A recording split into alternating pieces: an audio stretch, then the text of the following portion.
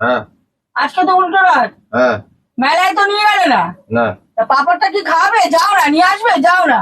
জল কাদার মধ্যে মেলায় যেতে ভালো লাগে না। এই সামনে মেলার দোকান আছে, পাপড় নিয়ে আসি। হ্যাঁ হ্যাঁ। গরম পাপড় না ঠান্ডা পাপড়?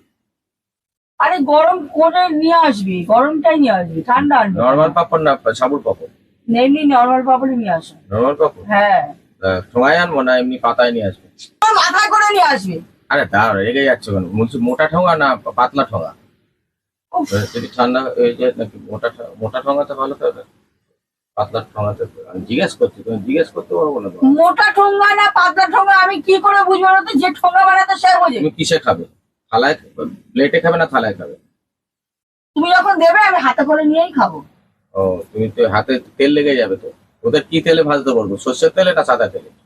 ও ভগবান, তোমাকে যেতে হবে না গো, যেতে হবে না গো, যেতে হবে না গো, তোমাকে যেতে হবে না। আমি জিজ্ঞেস করে নিচ্ছি এখন।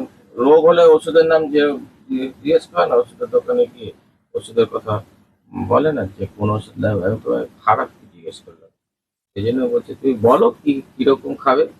যদি বলো প্লেটে খাবো তো শোনো, গোলাপ ফুলের ছবি থাকবে ভালো প্লেটে? তেলে তো সবাই ভাজে না, না, সব তো ভেজাল তেলেই ভাজে। হ্যাঁ হ্যাঁ।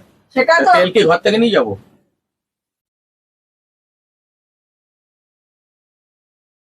নিয়ে যাবো তেল? তেলটা দাও ভাবছি তাহলে। তোমার কি বলে ওটা, তেলের মধ্যে ভাজবো এবারে। আমি তেলের মধ্যে উঠে চলে যাবো। তেলের মধ্যে ভাজবো তোমার। তেলের মধ্যে আর ভাজতে পারবে না। কি করবো তাহলে? তেল ঘর থেকে নিয়ে যাবো? যারা পাপড় খায় তারা কি তেল ঘর থেকে নিয়ে যায়? জিজ্ঞেস করলাম। কিন্তু তোমাকে পাপড় খাওয়াতে হবে না, যেতে হবে না, যাবো না? তুমি ঘরের মতো বসে থাকো। যাক বাঁচা গেল। এই রাগ করছো তুমি? কি বলবো, ভালো কথাই তো তোমায় বললাম।